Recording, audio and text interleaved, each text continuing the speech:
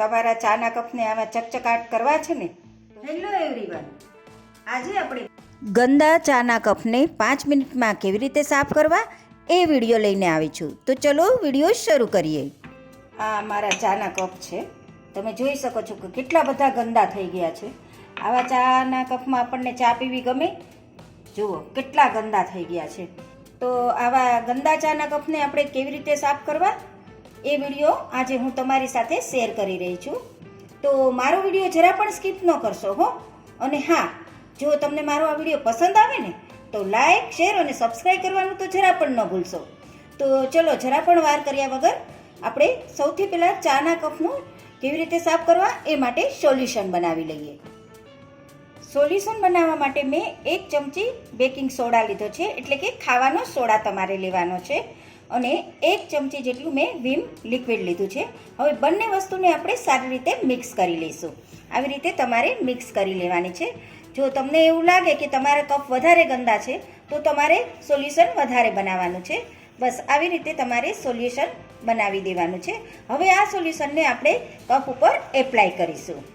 હવે તમારે આવું ટૂથબ્રશ લેવાનું છે. આ ટૂથબ્રશ લેવાથી શું તમે આસાનીથી તેની ઉપર લગાવી શકો છો. બસ હવે આ ટૂથબ્રશને આપણે સોલ્યુશનમાં ડીપ કરીશું. આવી રીતે તમારે સોલ્યુશન લઈ લેવાનું છે બ્રશ ઉપર, અને પછી તમારે જ્યાં મેલ છે ત્યાં આવી રીતે લગાવી દેવાનું છે. બસ બીજું કશું તમારે કરવાનું નથી. અત્યારે હું ચાના કપ ઉપર લગાવી રહી છું, પણ તમે કોફીનો મગ હોય એની ઉપર પણ લગાવી શકો છો. કાચનો ગ્લાસ ગંદો હોય તો એની પણ તમે લગાવી શકો છો. બસ આવી રીતે તમારે લગાવી દેવાનું છે. જ્યાં જ્યાં મેલ જામ્યો છે ત્યાં તમારે સોલ્યુશનને લગાડી દેવાનું છે. બીજું કશું જ તમારે કરવાનું નથી. બસ આવી રીતે હું બધે જ સોલ્યુશન લગાવી દઈશ અને પછી એને 5 મિનિટ માટે આપણે રેસ્ટ કરવા રાખી દઈશું. હવે જુઓ 5 મિનિટ થઈ ગઈ છે. આપણે ઘસી લઈશું. હવે એ ઘસવા માટે આપણે સોલ્યુશનમાં 1 ચમચી જેટલું પાણી એડ કરીશું. એને સારી રીતે મિક્સ કરી લઈશું. અંદર બ્રશને ડીપ કરીશું સોલ્યુશનમાં અને કપ ઉપર આપણે લગાવીશું. તમે જોઈ શકો છો કે કેટલું ફટાફટ સાફ થઈ ગયો. આપણે ફક્ત એને 5 મિનિટ જ રાખવાનું છે. અને જો તમારો કપ વધારે ગંદો હોય ને તો તમે એને 10 મિનિટ માટે છોડી શકો છો. અને બસ પછી આવી રીતે એને ઘસી લેવાનું છે. કશું જ કરવાનું નથી. તરત જ તમારો કપ સાફ થઈ જશે. બસ આવી રીતે તમારે સોલ્યુશનને બનાવી અને લગાવી દેવાનું છે. તમે જોઈ શકો છો કે કેટલો મારો કાચનો કપ ગંદો હતો, કેવો સરસ નવા જેવો થઈ ગયો ને. ઘણા લોકો શું કરતા હોય કે બહારથી કોઈ પણ કેમિકલવાળો પાવડર લાવી અને કપની ઉપર લગાવી અને પછી સાફ કરી લેતા હોય છે.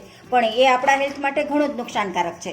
કારણ કે આપણે શું કે જે કાંઈ કેમિકલનો ઉપયોગ કરીએ એ આપણા પેટમાં જવાનો જ છે. જુઓ સરસ થઈ ગયો ને. હવે આવી રીતે અંદરથી પણ હું સાફ કરી લઉં.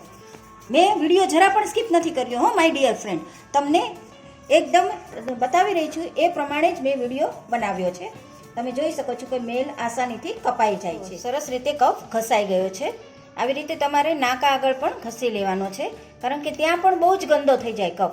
અને અત્યારે તો મેં તમને કપનો વિડીયો બતાવ્યો છે, પણ જો તમારી રકાબી આવી રીતે ગંદી હોય ને તો એ પણ તમે આવી રીતે સાફ કરી શકો છો. જો આ મારું કેટલું ગંદુ હતું, એકદમ સરસ સાફ થઈ ગયું ને. હવે આપણે કપને ધોઈ લઈશું. છે ને એકદમ આસાની ટ્રીક, જરૂરથી એકવાર ફોલો કરજો. અને જો તમને મારો આ વિડીયો પસંદ આવે ને તો જરૂરથી તમારા ફેમિલી અને ફ્રેન્ડ્સમાં શેર કરજો. જો તમે જોઈ શકો છો બહારથી અને અંદરથી એકદમ કપ મારો નવા જેવો થઈ ગયો ને. તો મારા ચાના કપ થઈ ગયા ને ચકચકાટ. અત્યારે મેં તો વિમ લિક્વિડનો ઉપયોગ કર્યો છે, પણ તમારી પાસે જો વિમ લિક્વિડ ન હોય ને તો તમે સાબુ અથવા તો કોઈ પણ લિક્વિડનો ઉપયોગ કરી શકો છો. તો હવે હું તમને મળીશ મસ્ત મજાના નવા વિડીયોની સાથે. Bye bye.